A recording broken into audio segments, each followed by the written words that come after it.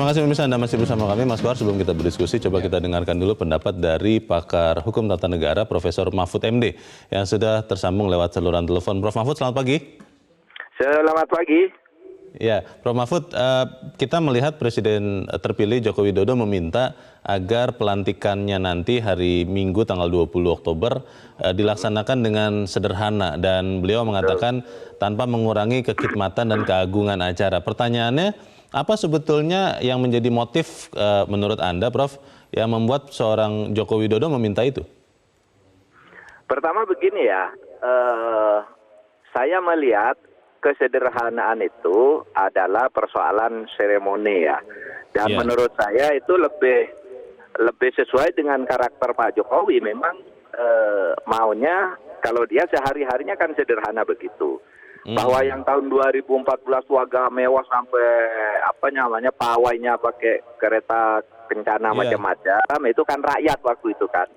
Bukan Pak Jokowinya, itu kan rakyat yang menyambut di depan. Saya tidak tahu kesederhanaan ini apakah juga berlaku di jalan-jalan seperti itu ya. Tapi dua hal terpisah itu, seremoninya saya kira itu lebih sesuai dengan karakter Pak Jokowi untuk menunjukkan kesederhanaan. Banyak orang mengira ini karena ancaman security dan sebagainya, ancaman keamanan. Tapi menurut Anda itu soal lain, karena sederhana atau tidak sederhana, seremoninya itu akan aman dari sudut security.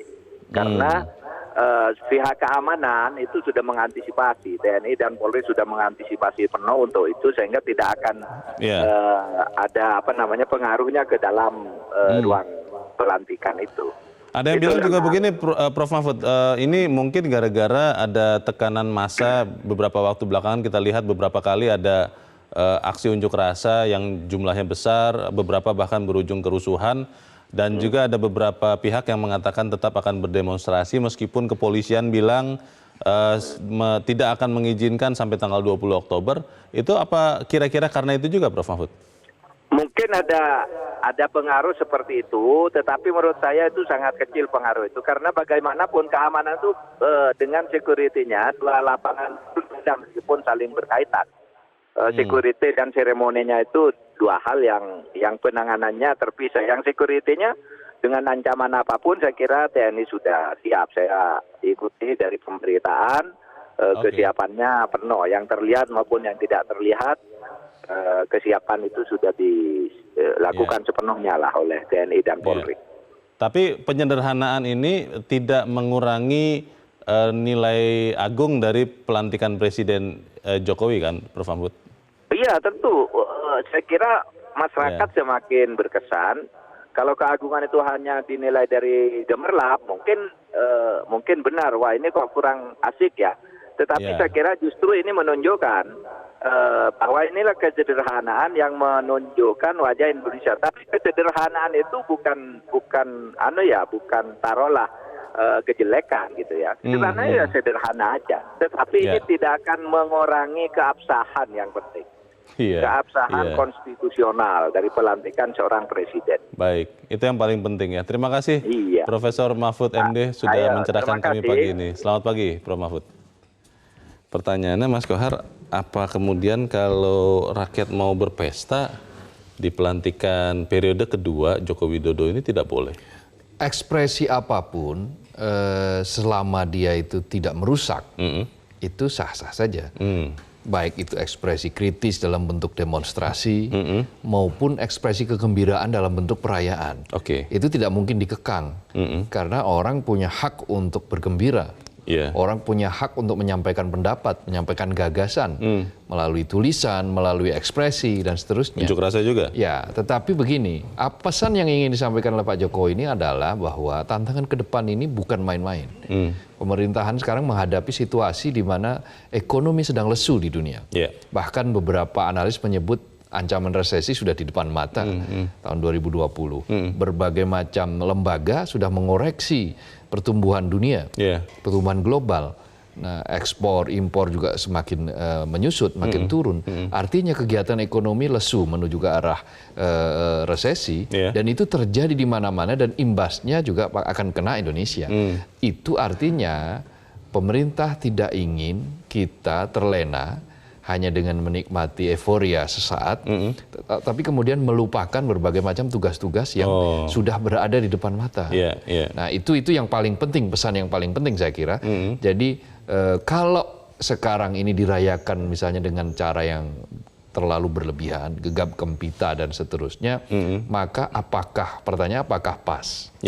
Apakah itu relevan dengan situasi sekarang yang membutuhkan banyak sekali segera ditangani, ada didahului oleh protes terhadap berbagai macam undang-undang, lalu ada peristiwa terorisme yang tidak sepenuhnya sudah selesai, seperti yang terjadi dalam penusukan Pak Wiranto.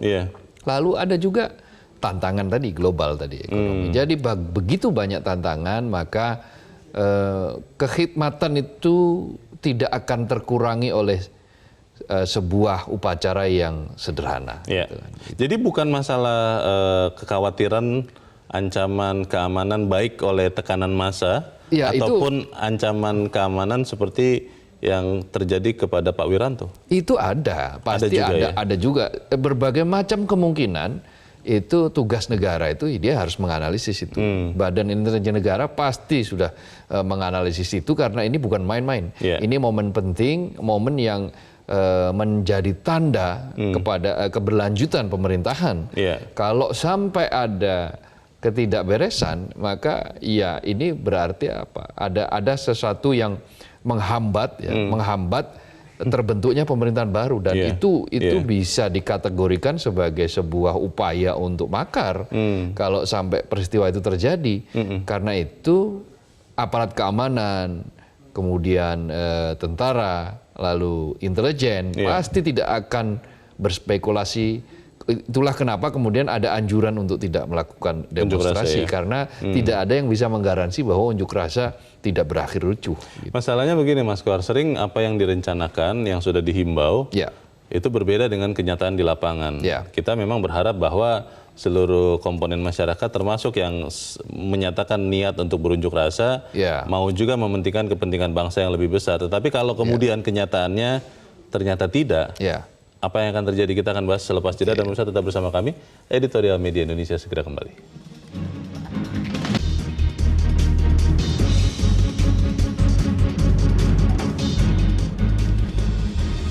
Terima kasih pemirsa, Anda masih bersama kami. Mas Kohar, sebelum kita membahas atau berdiskusi lagi, kita akan coba mendengarkan pendapat dari pemirsa Metro TV. Kita sudah terhubung dengan pemirsa Metro TV di Aceh Tengah, ada Pak Mauhalizar. Pak Mauhalizar, selamat pagi Pak. Selamat pagi Bung Leo, selamat pagi Indonesia. Selamat pagi, silakan Pak Mauhalizar. Sebagai warga negara Republik Indonesia, hari ini saya merasa sangat bahagia sekali. Dan kebahagiaan seperti ini sebelumnya tidak pernah saya rasakan. Karena saya menyaksikan tidak ada lagi kebencian, tidak ada lagi permusuhan, tidak ada lagi perselisihan antara elit di Indonesia ini. Yang mana sebelumnya di Pilpres itu sangat terpolarisasi dengan sangat besar. Sungguh hari ini yang nampak itu hanya senyum sumringah, entah itu tulus atau kamuflase. Namun kita berharap agar keindahan ini minimal tetap bertahan hingga 2024, dan kita juga berharap kebersamaan inilah yang kita harapkan dapat menjadi modal bangsa ini ke depan, terutama dalam waktu dekat ini dalam pelantikan presiden.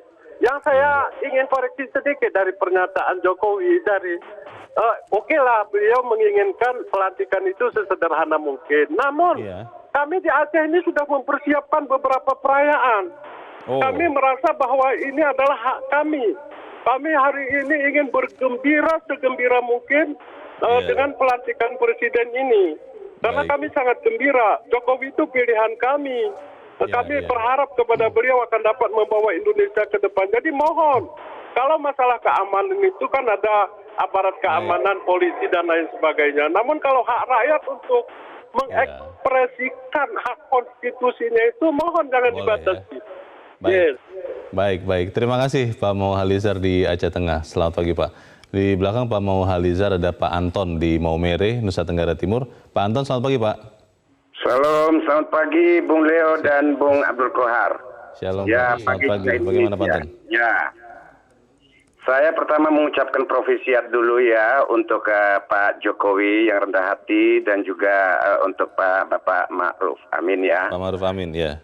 Nah, jadi sebagai bangsa Indonesia saya juga bangga dan saya setuju dengan apa yang dimintakan oleh Bapak Presiden supaya pelantikan ini lebih bernilai hikmat ya, walaupun dalam suasana kesederhanaan gitu. Iya. Tapi satu hal penting yang saya mau tambahkan juga bahwa setiap upacara yang disertai dengan pengambilan sumpah dan janji, Iya. Tuhan hadir di sana. Oleh karena itu tidak cukup hanya dalam nilai-nilai hikmat, tapi juga kemuliaan ya. Iya. Ya. Dan yang berikut saya mau katakan, marilah dijaga suasana ini dengan penuh damai dan aman, nyaman dan aman. Karena itu dengarkan baik-baik rekomendasi BIN. Iya, Pak. Yang sudah terjadi Pak Wiranto kemarin kita sudah alami semua, kita sudah rasakan semua itu. Jadi jagalah keamanan itu baik-baik demi harkat dan martabat bangsa Indonesia. Negara harus hadir, tidak boleh kalah dalam apapun sekecil apapun. Setiap gerakan-gerakan yang ingin merongrong kedaulatan negara. Dan yang terakhir, mari bangsa Indonesia kita ikut mendoakan dan kita ikut merasakan. Dan saya juga tadi Pak Mawalisar dari Aceh itu mempunyai perayaan orang Aceh. Di rumah saya pun saya membuat darah hewan hari ini. Baik. Walaupun dengan cara yang sederhana, dengan peradaban kami ya, sebagai ucapan syukur untuk pelantikan. Terima kasih, selamat pagi. Terima kasih, selamat pagi Pak Anton di Maumere, Nusa Tenggara Timur. Di belakang Pak Anton ada Ibu Upik Muara di Jakarta. Bu Upik, selamat pagi. Pagi Bang Leonard dan Bang Komar. Kohar. Ini saya Bang Kohar ya. Iya, silakan Bu Upik. Ini saya maaf nih, saya salah satu orang yang sudah mau euforia, tapi ada kejadian-kejadian yang ideologi perseberangan kemarin akhirnya memang benar harusnya khidmat karena ini hanya seremonial. Dan kita tahu sendiri Pak Jokowi kebetulan orang Jawa, mungkin dia punya tepo seliro di mana ada yang terluka ya, salah satu petinggi di negeri ini dengan kejadian yang kemarin. Nah, kalau menurut saya ini bukan hikmat saja sudah cukup, tidak usah lah, karena masih ada hati yang terkoyak, masih ada nokta hitam yang terluka, itu belum selesai, belum move on. Kalau kita euforia gitu ya, kalau kita euforia ini makin memancing, suasana makin panas, kapan selesainya? Kita kan capek ya, kemarin pilgub capek, sekarang pilpres capek, terus ada lagi capek dan capek, kapan kita tenang kayak dulu? Nah, saya sebagai warga negara, saya setuju dengan Pak Jokowi, khidmat aja, ini hanya seremonial, tidak usah berlebihan, karena ideologi-ideologi yang akan mengoyak Pancasila ini yang harus diwaspadai, gitu, menurut saya ya, dengan keutuhan. Terima kasih. Terima kasih Ibu Upik Muara di Jakarta, selamat pagi. Para pemirsa memiliki pikiran sendiri, tapi akan kita bahas selepas jeda. Mas Kohar dan Musa tetap bersama kami. Editorial Media Indonesia segera kembali.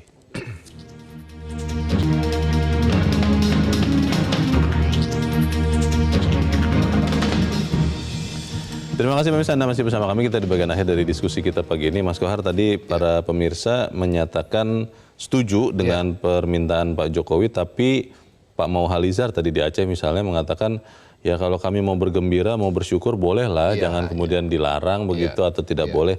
Itu bagaimana Mas? Ya tadi kan dari 3 penelpon kita mendapatkan 3 perspektif, 3 cara pandang. Pak Mauhalizar mengatakan sederhana boleh, tetapi juga jangan batasi ekspresi, karena masyarakat asal dia tulus, dia mendukung, dia pengen juga merayakan. Lalu kemudian di Maumere juga mengatakan Pak Anton bahwa kesederhanaan itu tidak hanya bertemali dengan kekhidmatan, tetapi juga ada kemuliaan di situ. Karena setiap kali sumpah dan janji Tuhan hadir, kata Tuhan Pak hadir, Anton. malaikat hadir, gitu kan disaksikan oleh semua ya. Lalu Bu Upik mengatakan bahwa ya ini bagian juga dari tepos liro. Tepos liro itu menimbang rasa lah. Tenggang rasa ya. Tenggang rasa karena habis ada peristiwa penusukan, kemudian juga luka juga belum sepenuhnya sembuh dari kontestasi kemarin kan. Lalu diikuti oleh berbagai macam protes. Ada yang kemudian demonstrasi yang sebagian kemudian berujung ricuh. Yang ada intelijen yang mengatakan bahwa ya itu sudah bukan murni dari mahasiswa, karena ada mereka-mereka yang ingin membonceng situasi sehingga ingin menggagalkan pelantikan. Nah, macam-macam. Dari alasan, rupa-rupa alasan itu, maka kita harus saring semuanya bahwa intinya adalah pelantikan akan jalan. Pelantikan akan jalan, akan berlangsung khidmat, berlangsung dengan lancar. Tetapi ekspresi juga tidak boleh dikekang. Itu intinya begitu. Tidak boleh dikekang. Itu termasuk adalah ekspresi dalam melakukan perayaan. Hanya saja memang disarankan untuk tidak terlalu berlebihan. Mungkin berbeda auranya dengan 5 tahun yang lalu. Karena 5 tahun yang lalu kan memang proses pergantian kepemimpinan. Baru mulai dari Pak SBY ke awal Pak Jokowi. Nah, sekarang sebagaimana tadi saya katakan di tengah, bahwa tantangan semakin berat. Pak Jokowi menghadapi situasi ekonomi dunia yang juga tidak mengenakkan, perang dagang masih berlangsung, di Eropa ada guncangan karena Brexit, lalu di Timur Tengah juga mulai bergejolak lagi karena mulai ada perang dan seterusnya. Geopolitik, jadi geopolitik, kemudian ekonomi, situasi di dalam negeri, semua ditimbang, maka hasilnya adalah kesimpulannya adalah kesederhanaan harus dikedepankan. Kalau kemudian misalnya tetap ada yang melaksanakan demonstrasi di hari pelantikan, meskipun pihak kepolisian mengatakan tidak akan memberikan izin, begitu, itu bagaimana, Mas? Ya, mungkin lebih baik akan disalurkan dalam bentuk ekspresi yang lain lah ya. Karena apa? Karena mengganggu proses jalannya pelantikan nanti boleh jadi akan menimbulkan ekses yang tidak baik, ekses yang mungkin sama-sama saling berlebihan nantinya, sehingga ada hal-hal yang tidak diinginkan. Padahal saat itu bangsa kita sedang disorot. Sedang disorot. Nah, kalau situasinya seperti itu kan pasti yang saya katakan, kepolisian, tentara, aparat keamanan tidak akan menoleransi. Dan kalau sampai terjadi rusuh, berujung rusuh, maka itu sudah bukan ekspresi demokrasi, itu sudah perusak namanya. Perusuh. Nah, kalau perusuh maka ancamannya daya tindakan hukum. Aparat tegas, kemudian melaksanakan apa yang sesuai dengan standar, lalu akan mengambil tindakan apabila ada kerusuhan-kerusuhan. Karena ini tidak main-main. Sekali lagi ini adalah simbol dari negara, simbol pemerintahan di mana ini presiden, wakil presiden dilantik untuk pejabat eksekutif untuk menjalankan roda pemerintahan 5 tahun yang akan datang, maka tidak boleh ada toleransi bahwa pelantikan harus bisa berjalan. Yang kita lakukan sebagai warga negara sebaiknya apa, Mas Kohar? Boleh tidak datang berbondong-bondong misalnya, atau lebih baik di rumah saja berdoa, menyaksikan? Acara pelantikan juga disiarkan oleh media televisi, termasuk Metro TV kan. Live streaming di mana-mana juga dilakukan. Maka ya kita mengamati di rumah sambil ya menikmati hari Minggu kan. Bersama kan keluarga itu bersama keluarga, mendengarkan analisis dari mereka-mereka yang memang pakar, atau melihat secara langsung, kemudian mengamati bahwa tantangan ke depan ini seperti apa. Pak Jokowi langsung akan tancap gas seperti bagaimana. Jangan-jangan nanti beberapa jam setelah pelantikan akan mengumumkan kabinet, dan ini ditunggu-tunggu bukan hanya oleh pasar, tetapi juga oleh publik di dalam negeri. Nah, ini yang akan selalu dari waktu ke waktu lah, dari sejak zaman Orde Baru, pengumuman kabinet itu akan selalu menarik untuk dilihat. Semoga itu yang terjadi dan pelantikan presiden pada tanggal 20 bisa berjalan dengan aman ya. Mas Abdul Kohar, terima kasih sudah hadir di sini. Selamat pagi. Selamat pagi. Pemirsa, jalannya pelantikan presiden memang sebaiknya berjalan sekhidmat mungkin sesuai dengan harapan presiden. Kalau masyarakat ingin merayakan, tidak masalah selama itu berjalan dengan aman dan lancar. Namun tidak ada salahnya pengamanan pada hari pelantikan tetap dilakukan dengan ketat agar kita bisa melihat pelantikan presiden berjalan dengan lancar. Saya Leonard Samosir, terima kasih Anda sudah menyaksikan. Selamat pagi.